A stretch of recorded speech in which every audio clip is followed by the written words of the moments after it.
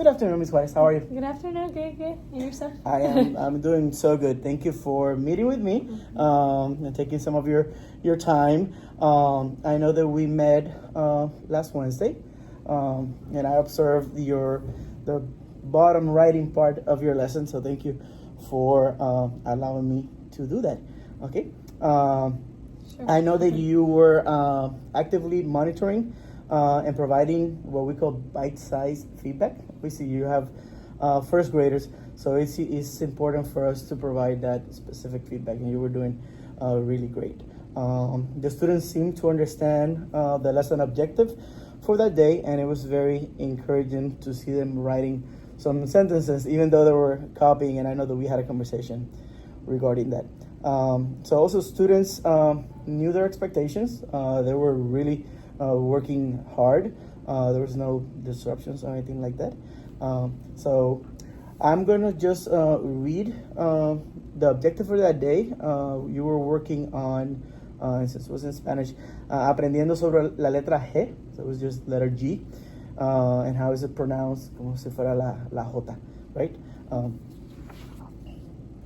So what did the students have to do to meet the goal that day?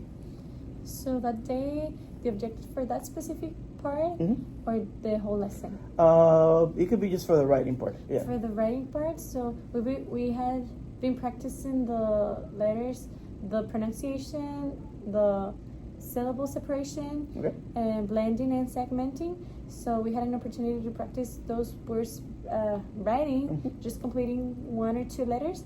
So that was the turn for us to write the complete sentence. Perfect. Yeah. And what will the students need to do to be able to complete the task or the objective the right way? Do you think they did it the right way? Oh, most of them did the right way. Right? It was just for a couple of students that are not there on the skills level that they need to complete it because they're not there in the part of encoding and decoding. So it's difficult for them. But they were trying at least one or two sounds of the word. They spell it the right way. Well, no, and my observations, and sounds, everybody was engaged. Everybody was doing it. I actually took pictures of most of all the workshops and everybody workbook. I mean, and everybody had done it. So kudos to you. And here's some evidence of can't remember his name, but he was working hard in the lesson itself. You can see that the students were capitalizing, and then using the other period and signals. Yeah. So Gerardo tiene un hermano gemelo, so they were able to complete it. And then for the second example, they were able to use the question marks. ¿Cuántos girasoles cuentas? Yeah. So thank you for that. Let me see. So I know that for el estudiante era capaz o es capaz en forma independiente de editar correctamente borradores para usar signos de puntuación en oraciones declarativas, exclamativas e interrogativas. So that was just the tick in Spanish. And this was, I took a screenshot of this example because it was really what the students were supposed to do, and we can obviously use it moving forward. So I wanted today to narrow it down and select one action step that I can come next time and observe it and help you with. So after our conversation on Wednesday about the students' struggle with dictation and writing, overall, I believe that they could benefit from this action step. And this action step is to incorporate the read, think, talk, and write. Okay, we had already discussed a little bit of that. So it's the concept of the students being able to listen to you reading, then thinking, pensando. Luego que tenga la oportunidad for them to talk. So it could be turning and talk. It could be a small group conversation, and then they've developed a little bit more of that background knowledge, and then they can write. Okay. So and I think that's gonna be helpful because usually when we do dictation, they just have the opportunity to repeat what they heard, but they don't really have a chance to talk about what they're gonna write. They don't say to their friends or oh, remember that we have to capitalize. Remember, they don't talk. They don't say that till the end of the lesson. So probably true. If we just switch those steps, that we talk about what we did and what we didn't, and what we could improve. But before starting to write, we could probably improve that. You're nailing it in the head. That's exactly. And the whole idea is exposing our students to be able to have those conversations because that's what really promotes their thinking. Okay, so I'm gonna say that again. The framework is called like a framework is read, think, talk, and write. Okay, so and I'm gonna have you restate the action so you can read it. So it's incorporating. We're gonna be incorporating the read, think, talk, and write framework. Okay, perfect. And then what we're gonna do now is I am going to basically show you how it is, right? Okay. So, well, I'm not gonna read, and I don't have the book, so what we have is the read aloud, but we're not gonna listen to the entire read aloud. And this one, just for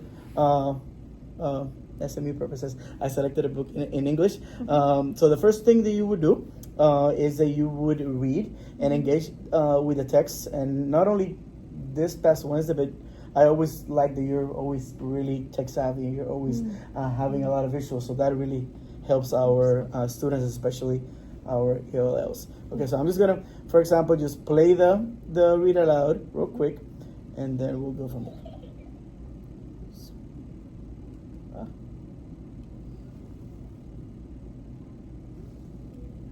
The Rainbow Fish by Marcus Pfister. I'm gonna start again.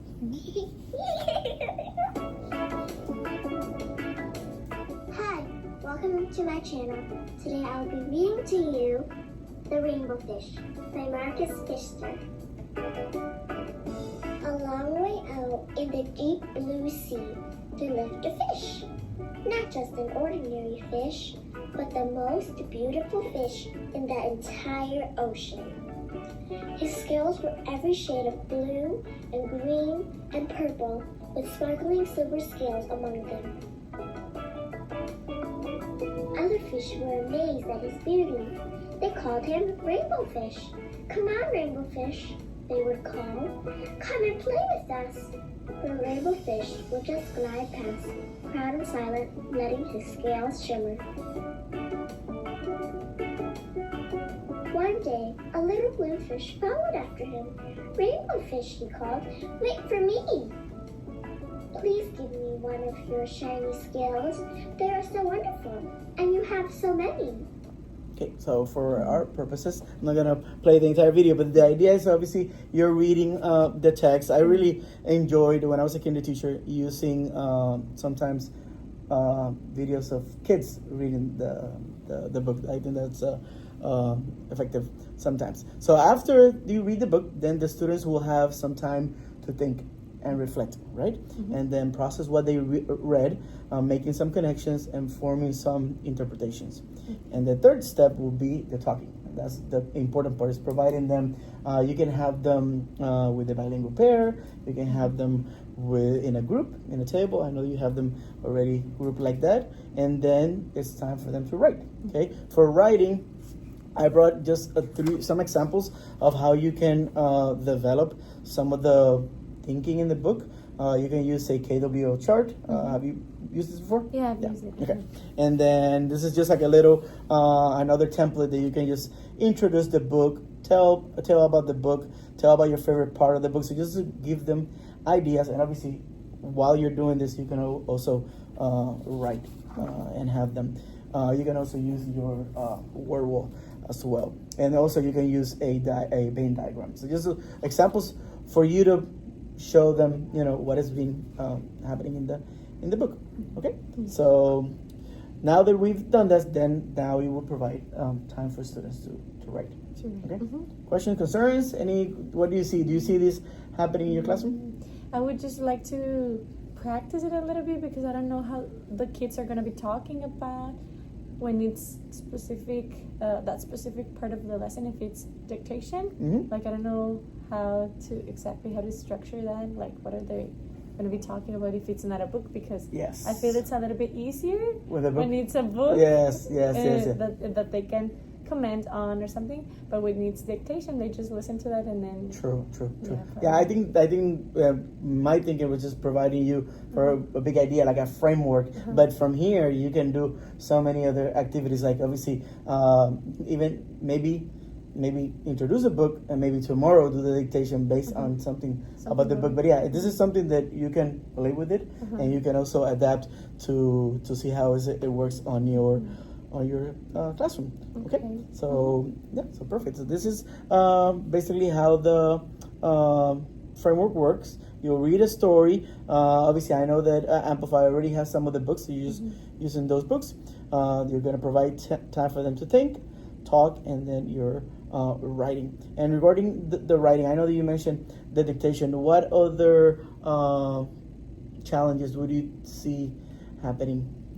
¿Qué tú crees que sea algo que se le haga difícil? Yo sé que mencionaste el dictado, pero ¿qué tú crees que le puede ayudar para mejorar la escritura? What do you think they're struggling with that?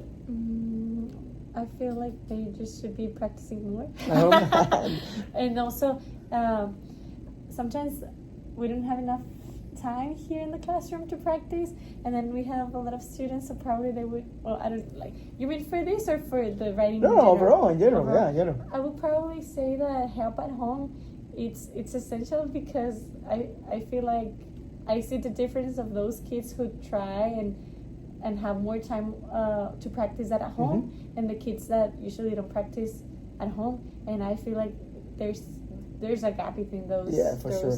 Yeah, I know that for writing, I was a kinder teacher for many years, and I know for writing, there's no really magical one. The kids just have to practice. It's the same thing with math, and that's something that we've learned at SMU this since I started. It's also that our kids need practice. They need practice with math fluency. They need practice with their writing. They just need practice. So any extra time that you have them write. Or just have, like, in the lessons that we already have, just try to incorporate it somehow, like a little bit of writing or a little bit of reading, a little bit of everything, so that we can practice, even though it's not there or it's not the focus of the lesson. Like, for example, science, the focus is not writing or spelling, but we can incorporate all those things and probably remind the students how to do that.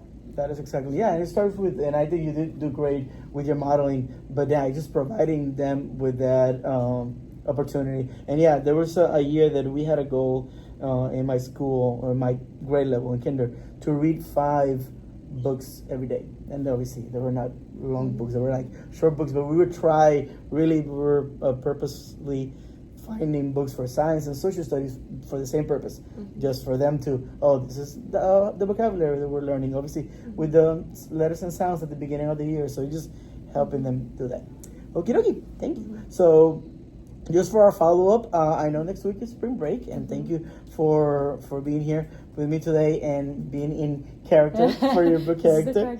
Yeah, but just let me know, when would you want me to come, and then maybe we can try it, and then I can also observe you. Okay, so after spring break, what day would be good for you? It could probably be Tuesday. Okay. Tuesday would be good. I think Monday would be also good, because sometimes we have meetings on Wednesday or Thursday. So for those days, I'm not sure, but no pressure. No, this is Monday or Tuesday would be good. Okay. And Friday then too. During your